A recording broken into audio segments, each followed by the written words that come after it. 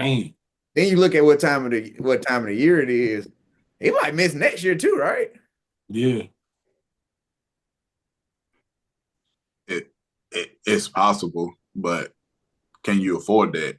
If you Dallas, uh, kind of got to hurry up and get back out here, Kyrie. Like, that hourglass is running low. But like, whenever I, whenever I see knee sprain, I always go ahead and think the worst.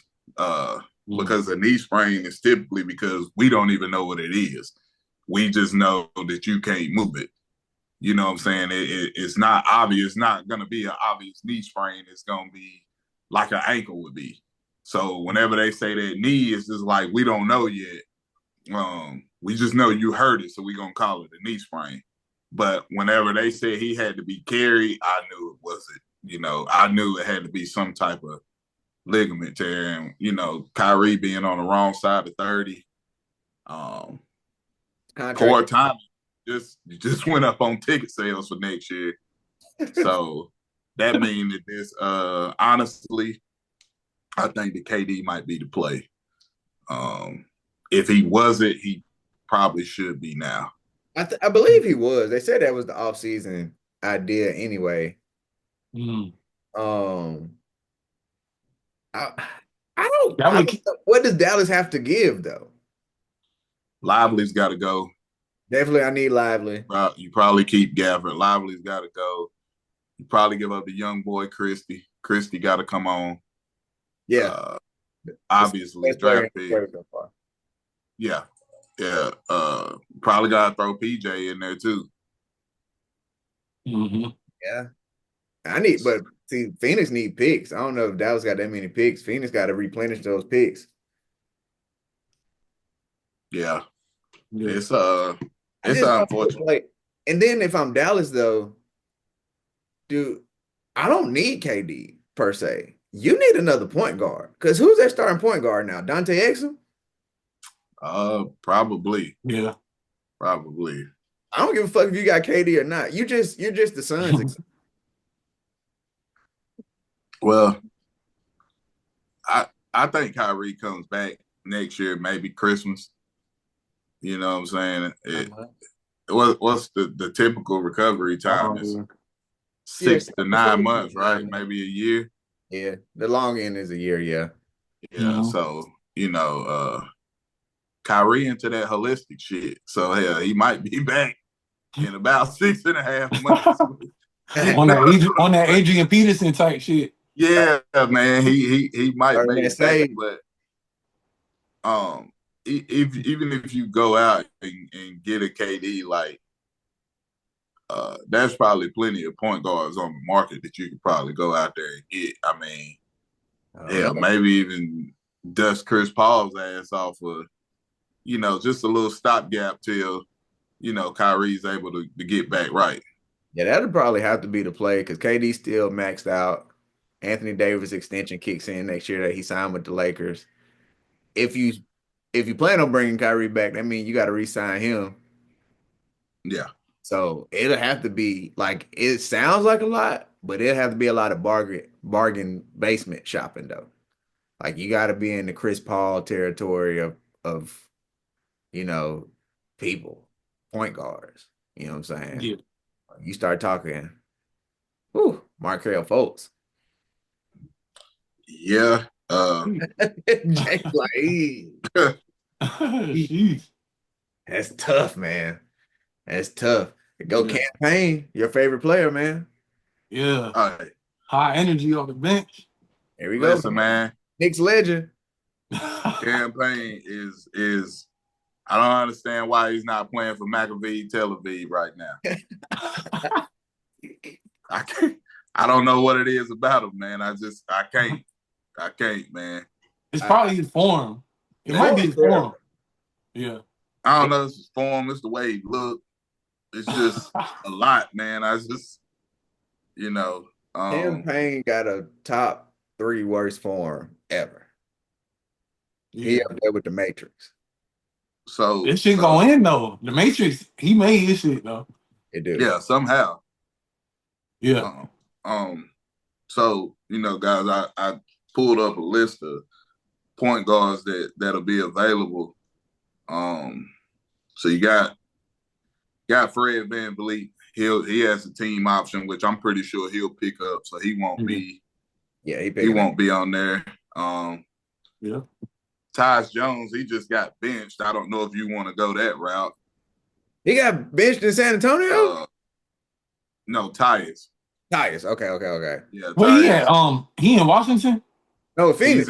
He's in Phoenix. I don't know if that's right. a bad thing. Budenholzer, he's doing a terrible job. Yeah. Yeah. Call a space. Yeah.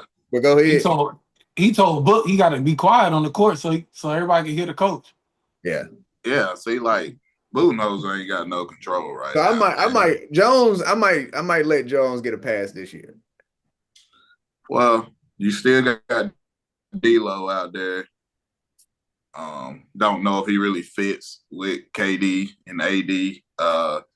You got Dennis Schroeder. He's always a viable option. Like we mentioned, Chris Paul. Hell, you still got Dinwiddie on the I was just thinking that. When you said Schroeder, I was like, oh, they still got Dinwiddie. Yeah.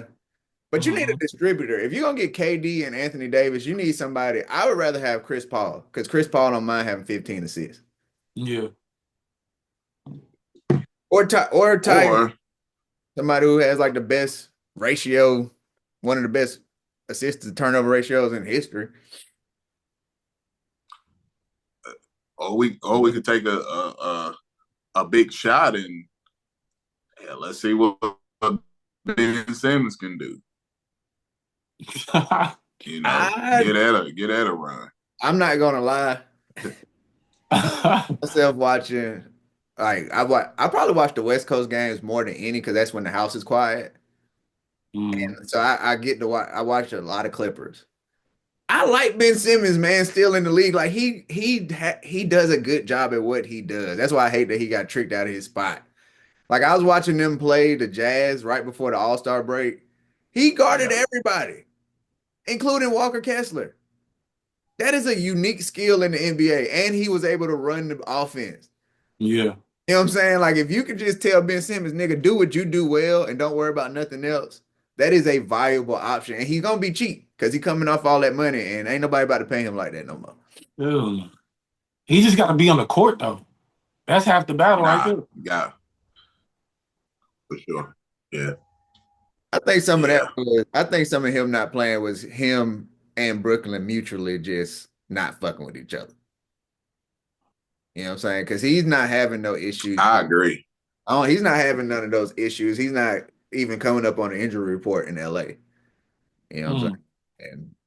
And he's playing. Like he's in the rotation. Like I said, he just got tricked out of his spot. This just looks so bad for Dallas. And dude said this on ESPN, and that shit was kind of funny. Dude said when he saw Kyrie get hurt last night, he instantly thought about Babe Ruth, and he feels like the Luka Doncic trade is like the Red Sox being cursed. Like they just fucked themselves. It is gonna take a lot to come back from that. Listen, man. Mark Cuban should have never sold the team. As soon as he sold the team, it was like $3 billion, man. I'm selling this shit. Have it. I'll be a Mavs fan for the rest of my life. You can have this shit. Yeah. I think we gotta pump our brakes on how bad the trade is. Like we treating AD like he's Kevin Duckworth, and we gotta stop doing it. Like, yeah, he's a little old, but it was top 75. They got a top 75 player. Obviously, that might become the way of the way now. Like trading Luka, player empowerment getting ready to be done. For sure. Like we trying to avoid paying this supermax.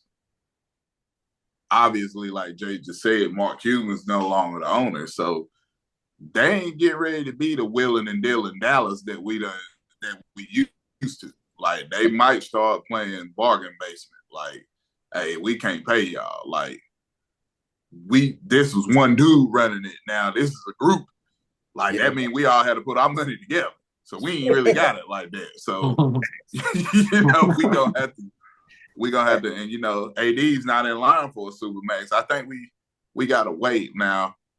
If Luka, let's say Luka continues on the path that he's on, which is obviously to greatness.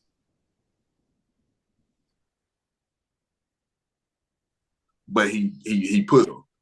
Are we still saying that this is a bad trade and that Dallas lost, or you know what I'm saying? How are we viewing that? I think we jumping the gun a little bit on how bad the trade is, obviously because of their ages. But Luka doesn't lead the Lakers to a title. Who's the winner? Yeah. I don't think the trade was bad. I just think Dallas is having a terrible year. Like in general, like overall. They just having a bad year with the So it's injuries. making it look bad. Yeah. Yeah. Yeah, I agree. Because I'm not gonna lie, when I saw the trade, of course, I was happy as fuck as a Lakers fan because it's like, how do we keep doing this over and over again? Like, you know what I'm saying? But as a basketball guy, I was like, wait, so Dallas about to roll out Kyrie, Christie, PJ, AD, and Gafford or Lively? Yeah. That's crazy. You know what I'm saying? Like that's something to deal with. That's a long, great defensive, and you got people who can score. You got two-way players. But we're gonna see. Hopefully And AD. it's all like it's not even just this year. Like, think about Jalen Brunson too. It's like y'all niggas could have had Jalen Brunson Yeah. on the cheat sheet. Like, so Yeah.